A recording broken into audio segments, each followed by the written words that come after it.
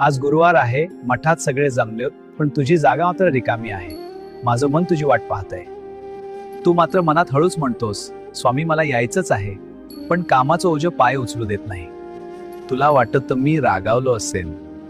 अरे वेड्या, तुझे कष्ट, तुझी धावपळ, तुझ्या कपाळावरचा घाम हीच तर माझी खरी पूजा आहे. रिकाम बसून नाव घेण्यापेक्षा संसाराच्या गाडा ओढताना दमूनही मनातला हाक मारणारा भक्त मला अधिक प्रिय असतो. तू जिथे प्रामाणिकपणे घाम गाळतोयस तिथेच मी तुझ्या पाठीशी उभा आहे.